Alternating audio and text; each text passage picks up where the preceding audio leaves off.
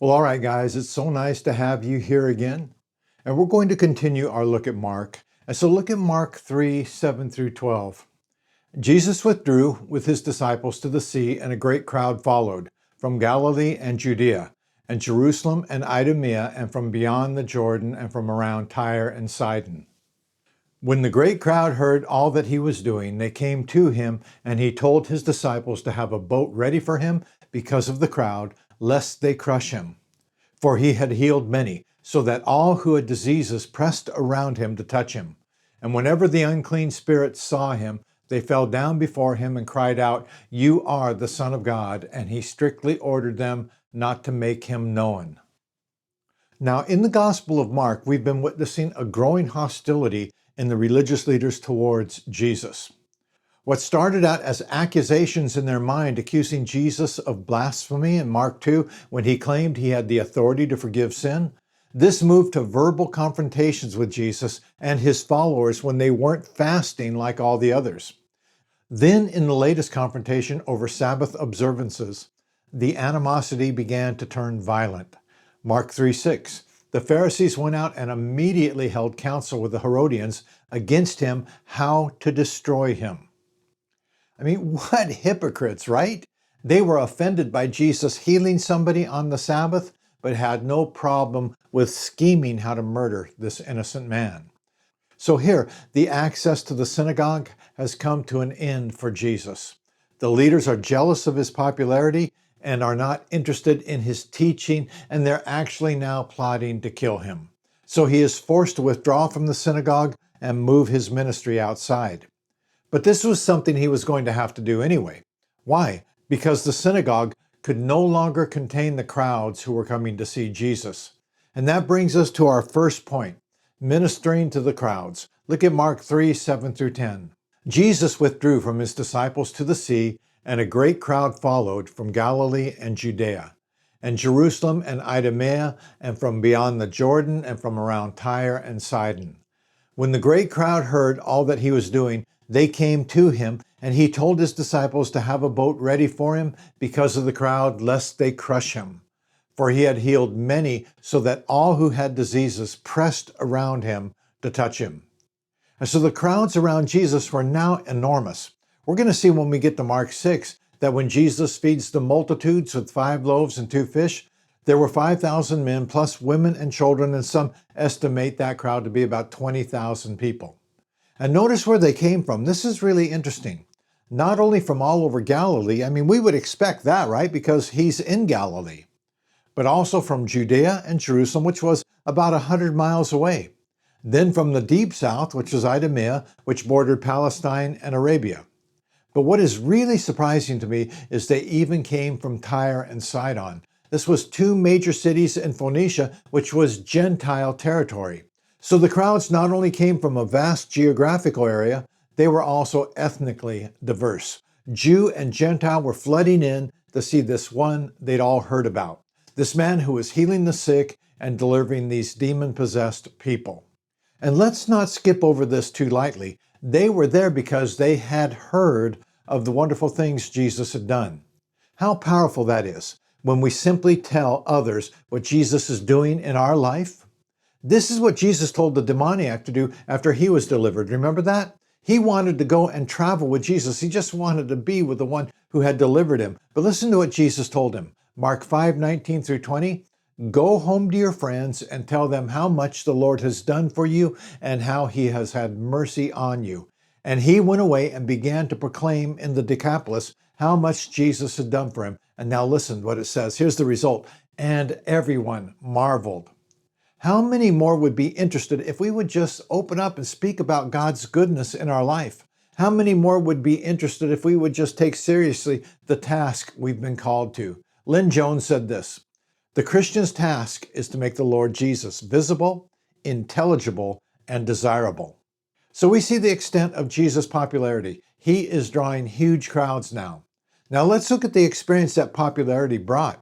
And so the experience of popularity. Now, we're used to seeing pictures of Jesus in peaceful, spacious fields, as a good shepherd carrying lambs, maybe children on his lap, and it's so serene. But no, this is Main Street in Disneyland on a crowded summer day. People are packed in, they're pushing, they're shoving, they're jostling, they're yelling to get Jesus' attention. So to get anywhere would take great patience as you inch through the crowd. And we see the intensity of what is happening in the way the crowd is described, in almost menacing terms. Verse 9, Jesus tells the disciples to have a boat ready. Why? For protection, lest the crowd crushes him. Verse 10, we're told they were pressing around to touch him. See, they weren't waiting for him to touch them. They were pressing in to touch him. And the Greek pressed around suggests mobbing. This was a mob. They were loud, they were chaotic, it was aggressive and physical. So being popular wasn't easy for Jesus or for his disciples. Now we understand why Jesus took the disciples away to rest at times. I mean, they needed it. But we also see the incredible patience of Jesus as he was constantly mobbed by this crowd, by these crowds, but still reached out to minister to them to meet their needs. And we see him meeting their needs here. In verse 10, the sick are healed. In verse 11 and 12, the demon-possessed were freed. And notice how the demons responded when they saw him. Mark 3:11, and whenever the unclean spirits saw him, they fell down before him and cried out, "You are the Son of God." That's interesting. The crowds aggressively pressed in to touch Jesus, but the demons, knowing fully who he was, they fell down before him in terror.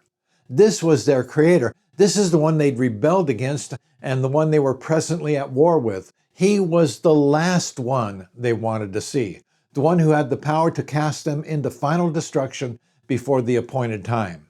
But now put yourself into this crowd where you're experiencing all these amazing things, where you're watching divine power at work. You have these people possessed by demons, and as soon as the demons indwelling them saw Jesus, the person would fall down before him and scream out in terror, "You are the Son of God." And the Greek indicates this happened many times. So this is radical. Imagine it. You may have people you've known from town, the school teacher perhaps, but they see Jesus and something throws them down in front of him. And then they scream out in absolute horror, "You are the Son of God." And it's happening again and again and again. But this is merely a preview of things to come. Look at Philippians 2:8 through 11.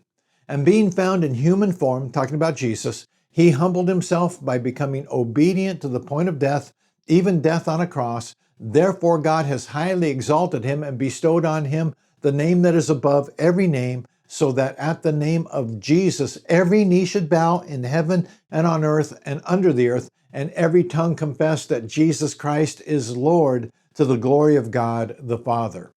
So in Mark, they are falling at his feet and confessing that he is the Son of God. But there is a day coming when we will see Satan and his demons all bow before Jesus and confess that he is their Lord, the one who has authority over them. And his lordship will be seen in the fact that he sends them where he determines they should go, and they can do nothing to stop that. They will be cast into the lake of fire, into eternal suffering with the words, "You are Lord," on their lips. But it's not only the host of hell. It says every knee will bow to him and every tongue will confess that he is Lord. Every knee, every believer has gladly done that while they are alive. They bow to him as king, and therefore they will be with him in glory.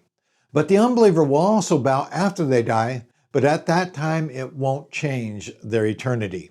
They will bow and they will confess he is their Lord, and those who followed Satan's ways in rejecting him will share the same fate that Satan does. So guys, this is a no-brainer. Please think this through. One day you will bow. You will bow. So it's foolish not to bow on this side of the grave when it will change your eternal destiny. Well, let's go back to Mark 3. The demons are repeatedly screaming, "You are the Son of God." This is the truth. But notice Jesus silences them. Look at verse 11 and 12 again. And whenever the unclean spirits saw him, they fell down before him and cried out, "You are the Son of God." And he strictly ordered them not to make him known. Now, why did he do this? Well, we're not really sure, but let me give you 3 suggestions. The first possibility would be this. The title Son of God would imply that Jesus was the long-awaited Messiah. But there was a problem with this. Most people thought of the Messiah in a nationalistic sense, that he would be a political Messiah who would come with military might and crush Israel's enemies, which was Rome at the time. Then he would set up his kingdom in Jerusalem, and Israel would enter into a time of great blessing from God. So if they think the Messiah has come, they may take matters into their own hands and force the issue, which is exactly what they did in John 6. John 6:14 through 15, when the people saw the sign that he had done, they said, "This is indeed the prophet who is to come into the world." Perceiving then that they were about to come and take him by force to make him king, Jesus withdrew again to the mountain by himself. So they said, "We believe you're the Messiah we've been waiting for. So let's get on with this crushing Rome and restoring Israel's glory thing." So before Jesus allows himself to be proclaimed as Messiah, you know what? He's got some groundwork to do. He needs to educate the people about the nature of the messianic office.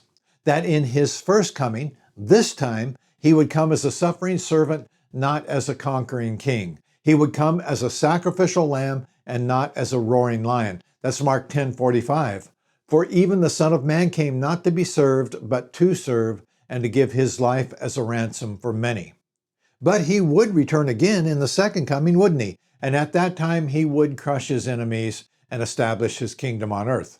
But now the enemy he was defeating was sin, not Rome, and the kingdom he was establishing would be internal and invisible, not external and visible. See, his kingdom right now is taking place in the hearts of all who bow to him as their Lord, as their King.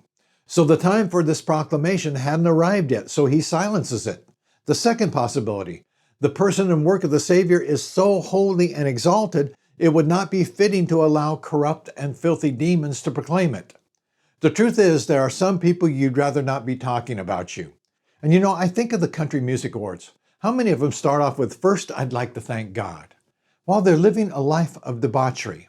See, God doesn't need that kind of advertising, sending the message that he doesn't care about sin. You know, I brag about getting drunk and all my sexual encounters, and then thank God when I get an award for singing that song. No thanks. Kind of sends the wrong message, doesn't it? Years ago, we had a couple living such carnal lives, but they went around telling everybody the church I pastored was their church. And I used to think, please don't. We don't need that kind of advertising. The third possibility, the religious leaders were telling people that Jesus was aligned with Satan and the demons, and that is why he was able to cast demons out. Look at Mark 3:22. And the scribes who came down from Jerusalem were saying, "He is possessed by Beelzebul, and by the prince of demons he cast out the demons." So they couldn't get rid of the miracles, so they just simply lied about who was producing them. Jesus is casting out demons by the power of Satan. So if he allows these demons to advertise him, it would only give credence to these foolish allegations. See, they are exalting him by calling him the Son of God. They are working together just like the Pharisees say. So which one was it? Yeah, I'm not sure. All three are possibilities. Maybe it was a combination of the three. But let's move on to our next point. We see here that Jesus' ministry is successful. The crowds are coming out and the workload is increasing. So it becomes imperative for Jesus to raise up more men, not only to help carry the load in the present, but also to continue the work in the future when he's taken from them. So let's look at that. This is our second point, calling the 12. Mark 3:13 through 15. And he went up on the mountain and called to him those whom he desired, and they came to him. And he appointed 12, whom he also named apostles, so that they might be with him, and he might send them out to preach, and have authority to cast out demons. So out of the many who followed him, he ends up choosing 12. Now, what did he see in them? More passion, more commitment to him, an obvious love for God, a knowledge of the word? Well, we're not sure, are we? But Luke tells us the most important thing that happened. Luke 6:12 through 13. In these days he went out to the mountain to pray, and all night he continued in prayer to God. And when day came, he called his disciples and chose from them 12, whom he named apostles. So he prayed. He prayed until he had the Father's mind on the matter. See, it's so easy to be fooled when choosing others in ministry. People can look more spiritual than they really are. They know how to play the game. They know the right words to use. Maybe they have the right education. They've been to seminary and even have a degree in theology. You know what? And a degree in theology, that's a wonderful thing. But there are many in the pulpit only because they have that piece of paper. But God has not given them the gift to teach. And that becomes very obvious, and it's just miserable for everybody. The point is, our discernment can be way off. We can be fooled. It happens all the time. It's happened to me. And the problem is, it's easy to call a person into ministry, but it's really hard to call them out after you've called them in. And when you have to, it usually creates problems you could have probably skipped with more prayer. This is why the next point is so important.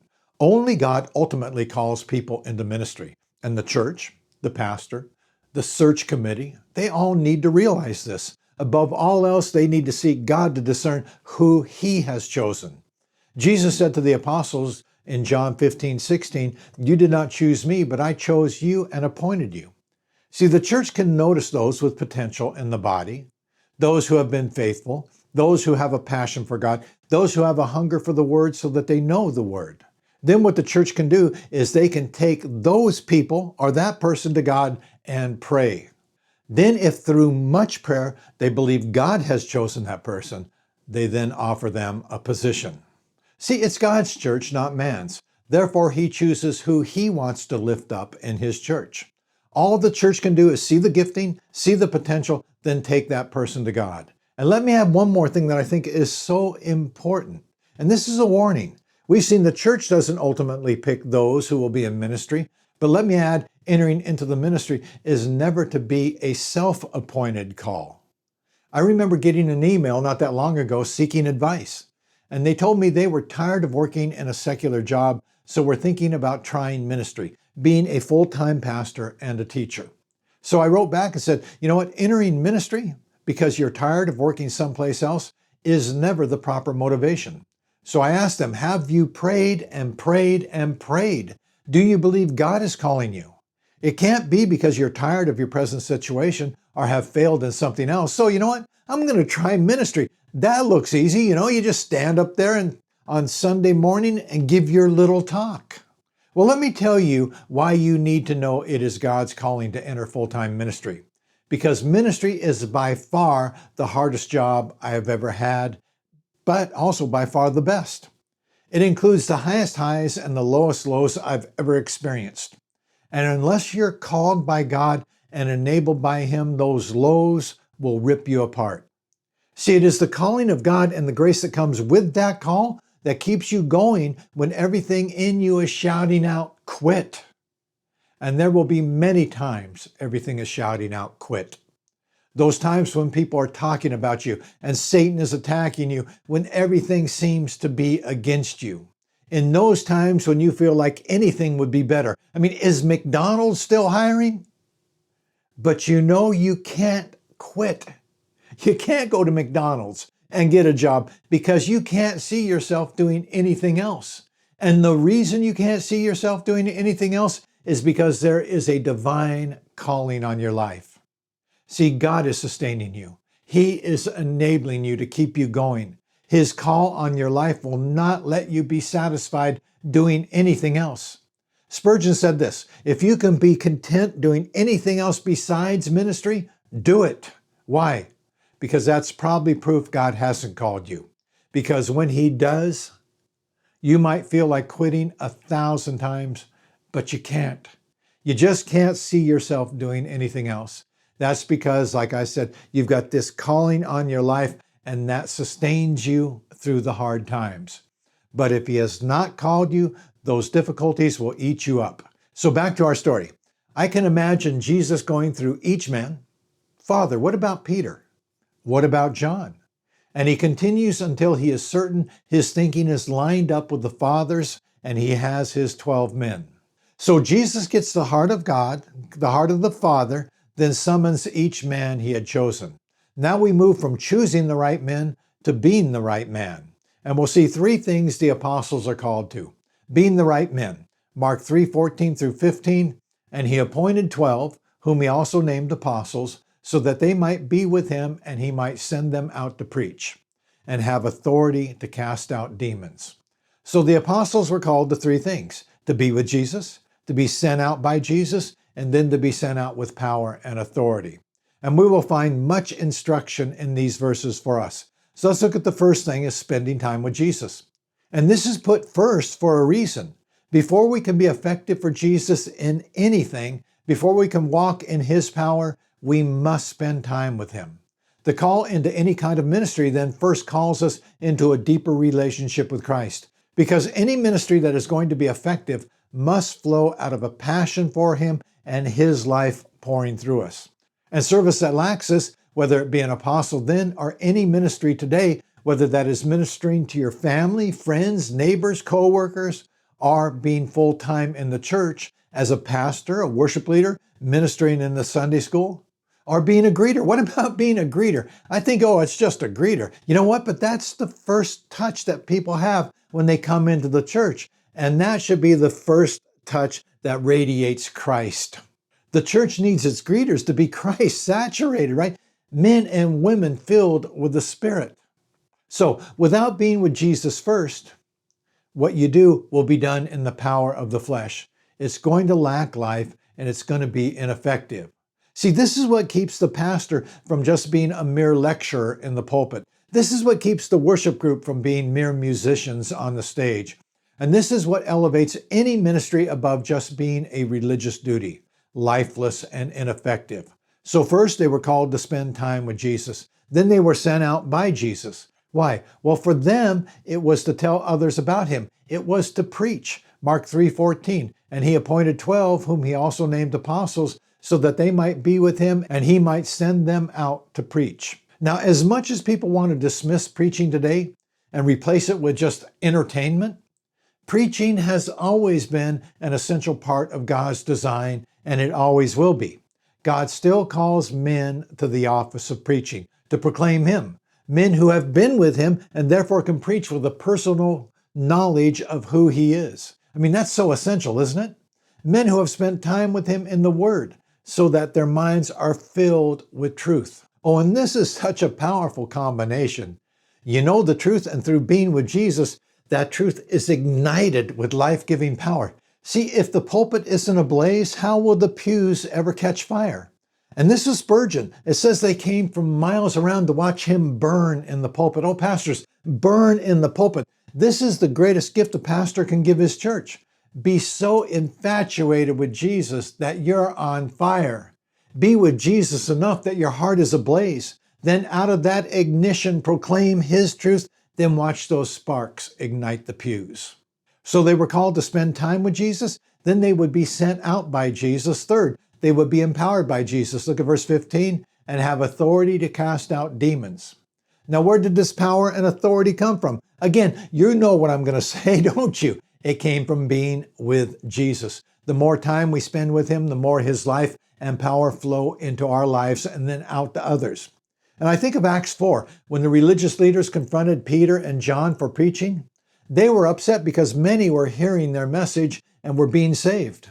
But there is something else here. They had this remarkable boldness. They weren't afraid. Well, why? We're told in verse 13, Acts 4:13, when they saw the courage of Peter and John and realized that they were unschooled, ordinary men, they were astonished, and they took note that these men had been with Jesus.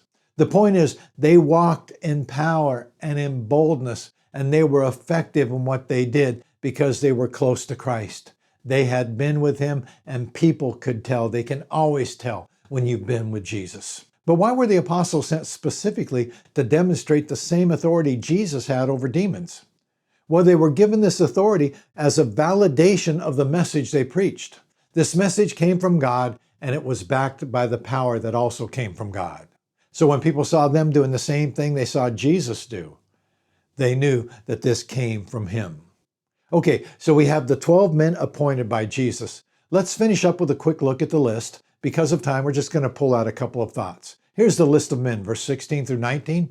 He appointed the 12, Simon, to whom he gave the name Peter, James, the son of Zebedee, and John, the brother of James, to whom he gave the name Boanerges, that is, sons of thunder, Andrew and Philip and Bartholomew and Matthew and Thomas, and James, the son of Alphaeus, and Thaddeus, and Simon the Zealot, and Judas Iscariot, who betrayed him.